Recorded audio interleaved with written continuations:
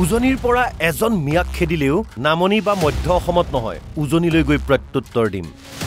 মনত ৰাখিব এজন মিয়া মানুহ যদি উজনি অসমৰ পৰা খেদি পঠিয়াই এতিয়া আমি মধ্য অসম বা নামনি অসমৰ পৰা নহয় আমি উজনি অসমত প্ৰতিজন মিয়া গৈ তাত প্ৰত্যুত্তৰ অসম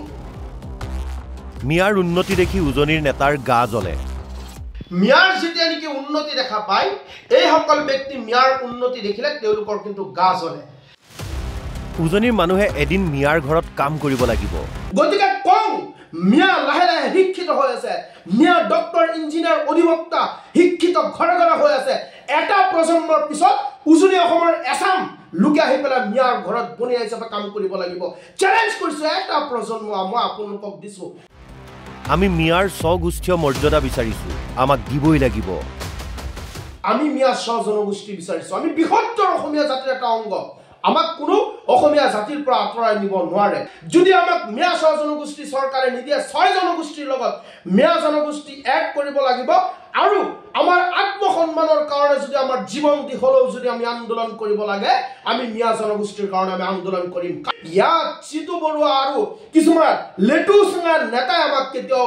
আমাক প্ৰতিৰোধ কৰিব নোৱাৰে মিয়াই জনগোষ্ঠীয় মৰ্যাদা বিচৰাৰ পাছতেই ৰাজ্যজুৰি অব্যাহত আছে তীব্ৰ প্ৰতিক্ৰিয়া এই সন্দৰ্ভত বৃহস্পতিবাৰে প্ৰতিক্ৰিয়া প্ৰকাশ কৰিছিল জাতীয় সংগ্ৰাম সেনা অসমৰ সভাপতি চিতু বৰুৱাই তাৰ পিছতেই শুকুৰবাৰে চিতু বৰুৱাক উভতি ধৰি বিস্ফোৰক মন্তব্য কৰা সংখ্যালঘু নেতা মুছাব্বিৰ আলী আহমেদে মিয়া কেতিয়াবা খিলঞ্জীয়া হ'ল মিয়াই কেৱল নিজৰ জীৱন জীৱিকা আৰু বাসস্থানৰ কাৰণে ডিঙিত গামোচাখন লৈ অসমীয়া হৈ দেখুৱায় তাবে মিয়াৰ কি আছে গোটেই অসমখন লেতেৰা কৰিছে আৰু ঠায়ে ঠায়ে যেতিয়া মিয়াখিনি সংখ্যাগৰিষ্ঠ হৈছে তেওঁলোকে এতিয়া চাইলেঞ্চাৰ ফুটা বাইকৰ দৰে চিঞৰিবলৈ আৰম্ভ কৰিছে গতিকে মিয়াৰ এই ধৰণৰ উদ্ভণ্ডালি অতপালি আমি সহ্য নকৰোঁ সোতৰবাৰকৈ আমি মোগলক পৰাস্ত কৰা এটা জাতি গতিকে বিৰি সোপাৰ পাৰ্টি বিৰি সোপি থকা এই ধৰণৰ পাৰ্টিৰ এই অতপালি আমি সহ্য নকৰোঁ আৰু মিয়াৰ তাহাঁতে যিটো খিলঞ্জীয়া বুলি দাবী কৰি আছে এটা একাংশ মিয়াক যদি আমি পিঠি যদি চোলা দাঙি চাওঁ এতিয়া কাটাৰৰ দাগ ওলাব যদি চোলা দাঙি চাবলৈ কাটাৰৰ দাগ ওলাব গতিকে মিয়াৰ এই ধৰণৰ উদ্ভণ্ডালি কেতিয়াও সহ্য কৰা নহ'ব এটা কথা স্পষ্ট মিয়াই যদি এই ধৰণৰ উদ্ভণ্ডালি কৰিবলৈ আৰম্ভ কৰে তেতিয়াহ'লে পুনৰবাৰ উজনিৰ পৰা মিয়া খেদাৰ যিটো অভিযান আমি আৰম্ভ কৰিম যি সময়ৰ পৰা অসম হৈছিল সেই সময়ৰ পৰা কিন্তু অসমত মিয়া খিলঞ্জীয়া একদম চিধা কথা ইয়াত কোনো ধৰণৰ সন্দেহ নাইকা চাইলেঞ্চাৰ ফুটা বাইকৰ দ্বাৰা মিয়াই চিঞৰা নাই বৰঞ্চ মিয়াৰ শিক্ষাৰ অৰ্হতাৰ বাবে বিশ্বৰ দৰবাৰত অসমক চিনাকি কৰাই দিলে কিন্তু মিয়াক যিমান সময়লৈকে কোনো ব্যক্তিয়ে গাড়ী নিদিয়ে তেওঁলোকে কিন্তু নেতা হ'ব নোৱাৰে স্পষ্ট কথা এইটো চিতু বৰুৱা জানিব লাগে যে মিয়াই অসমীয়া আই মাতৃৰ সন্মান ৰক্ষাৰ্থে যুগে যুগে শ্বহীদ হৈছে মিয়া গামোচা ডিঙিত এনেই দিয়া নাই এছাম উজনি অসমৰ কিছু ধুৰন্ধৰ চান্দা সংগ্ৰহ কৰা টেক্স কালেক্ট কৰা কিছু নেতা তেওঁলোকে কিন্তু এতিয়া বৰ্তমান ভাগ কৰাৰ চেষ্টা কৰিছে গতিকে চিতু বৰুৱা ডাঙৰীয়া তেখেতে কৈছে যে উজনি অসমৰ পৰা পুনৰ বোলে আমাৰ মিয়া মানুহক খেদি দিব মই চেলেঞ্জ কৰিছোঁ চিতু বৰুৱাক এজন মিয়া মানুহক আপুনি উজনি অসমৰ পৰা খেদি পঠিয়াই দিয়ক খেদি পঠিয়াইছিলে নহয় আপোনালোকে তেতিয়া অভাৱ হৈ গ'ল নহয় মিয়া মানুহ তাত নেযায় আৰু আপোনালোকে আঁঠু কাঢ়ি পেলাই মিয়া মানুহৰ ওচৰত ক্ষমা খুজিবলৈ আমি দিছিলোঁ নহয় লাষ্টত আপোনালোকে ভুল স্বীকাৰ কৰি পেলাই মানুহখিনিক লৈ গ'ল আৰু কোন ভাটাৰ মালিকৰ পৰা কোনটো গাড়ীৰ পৰা কিমান টকা আপোনালোকে লৈছে যদি মই মুখ খোলো কওক এইসকল ব্যক্তি 3 বছৰৰ কাৰণে কিন্তু আপোনাৰ নিউজৰ ফ্ৰণ্টত তেওঁলোক নাহে মই চিধাকে কৈ দিছোঁ অসমীয়া ভাষা জীয়াই ৰখাৰ মূল মানুহ হ'ল মিয়া মানুহ যদি আমি মিয়া মানুহখিনিয়ে যদি অসমীয়া ভাষা নিলিখি আমি বাংলা ভাষাত চহী কৰোঁ অসমৰ মাজত অসমীয়া ভাষা বিলীন হৈ যাব আমি নিবিচাৰোঁ আমি অসমৰ আই মাতৃৰ কাৰণে এইখন অসমৰ কাৰণে আমি শ্বহীদ হৈছোঁ যুগে যুগে মুছলমান শ্বহীদ হোৱা মিয়াসকল শ্বহীদ হোৱাৰ আমাৰ ইতিহাস আছে এবাৰ ইতিহাসৰ পাতবোৰ লুটিয়াই চাব চিতু বৰুৱাই মানে আপোনালোকে কি বুলি ভাবিছে দুটা মিয়াক গালি দিলে আপোনালোকে ডাঙৰ নেতা হৈ যাব মিয়াৰ গাত বিৰি গোন্ধাই বিৰি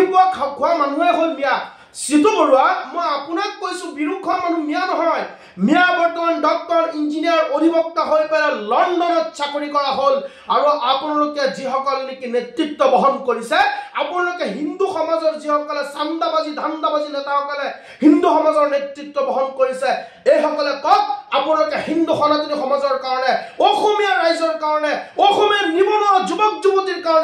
কি কৰিছে আপোনালোকে ভাল এখন স্কুল কৰবাত গৈ পেলাই তাত আপোনালোকে প্ৰতিনিধিত্ব কৰিব পৰা নাই এটি সংগঠন কৰি পেলাই পেটৰ কাৰণত যদি সংগঠন কৰি পেলাই আপুনি পেট চলাব খোজে এই সকল ব্যক্তিৰ দ্বাৰা এনে মন্তব্য হ'ব মিয়াৰ যেতিয়া নেকি উন্নতি দেখা পায় এই সকল ব্যক্তি মিয়াৰ উন্নতি দেখিলে তেওঁলোকৰ কিন্তু গা জ্বলে আজি মুছলমান মানুহে হৰি মানে মূৰৰ ঘাম ভৰিত পেলাই যেতিয়া কাম কৰে অসমীয়া আই মাতৃক সন্মান জনায় অসমীয়া স্বাভিমান গামোচাখনক মূৰত বান্ধি শ্ৰদ্ধা কৰি গোটেই দিন কষ্ট কৰি পেলাই আপোনালোকক পৰিশ্ৰমৰ বিনিময় তেওঁলোকে কৰা কষ্টৰ বিনিময় প্ৰদান কৰে অসমীয়া কিন্তু সিটো বড় আপোনালোকে নিউজৰ ফ্ৰণ্টত আহি পেলাই ডাঙৰ ডাঙৰ ভাষ্য মন্তব্য দিলে কিন্তু কোনোদিন কোনোবাই ডাঙৰ হৈ নাযায় গতিকে কম মিয়া লাহে লাহে শিক্ষিত হৈ আছে মিয়া ডক্টৰ ইঞ্জিনিয়াৰ অধিবক্তা শিক্ষিত ঘৰে ঘৰে হৈ আছে এটা প্ৰজন্মৰ পিছত উজনি অসমৰ এছাম লোকে আহি পেলাই মিয়াৰ ঘৰত বনিয়া হিচাপে কাম কৰিব লাগিব চ্যালেঞ্জ কৰিছো এটা প্ৰজন্ম মই আপোনালোকক দিছো আমি অসমীয়া জাতিৰ মাজত আমি বেলেগ একো নিবিচাৰো আমি মিয়া স্ব জনগোষ্ঠী বিচাৰিছো আমি বৃহত্তৰ অসমীয়া জাতিৰ এটা অংগ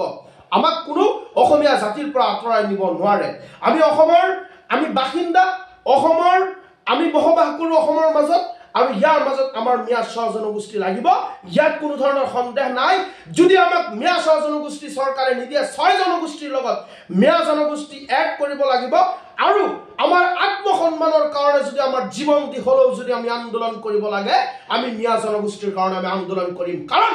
আমি এই শব্দৰ দ্বাৰা আৰু অপমানিত হ'ব নিবিচাৰো আমি আগত ডিঙিত গামোচা লৈ পেলাই জয় অসম কৈছিলো আমি কৈছিলো আমি মিয়া জনগোষ্ঠীৰ মানুহ আমি অসমীয়া বৃহত্তৰ অসমীয়া জনগোষ্ঠীৰ মানুহ আমি অসমীয়া পৰিচয় দিওঁ তেতিয়া আপোনালোকে উপলব্ধ কৰিছিলে যেতিয়া মিয়া জনগোষ্ঠী বিচাৰিছো তেতিয়া উপলব্ধ কৰিছিলে এতিয়া মিয়া সম্প্ৰদায় আমি একগোট হৈ আমি সংগ্ৰাম কৰাৰ সময় আমি ৰাজপথ অৱৰোধ কৰি পেলাই আমাৰ প্ৰাপ্য অধিকাৰ আত্মসন্মান ঘৰাই পোৱাৰ কাৰণে আত্মসন্মান আমি জীয়াই থকাৰ কাৰণে আমি আমাৰ অধিকাৰ বিচাৰি আমি আন্দোলন কৰিম ইয়াত চিতু বৰুৱা আৰু কিছুমান লেটু সিঙাৰ নেতাই আমাক কেতিয়াও আমাক প্ৰতিৰোধ কৰিব নোৱাৰে আমাৰ আন্দোলন অব্যাহত থাকিব মনত ৰাখিব এজন মিয়া মানুহ যদি উজনি অসমৰ পৰা খেদি পঠিয়াল এতিয়া আমি মধ্য অসম বা নামনি অসমৰ পৰা নহয় আমি উজনি অসমত প্ৰতিজন মিয়া গৈ তাত প্ৰতি উত্তৰ আপোনালোকক দিম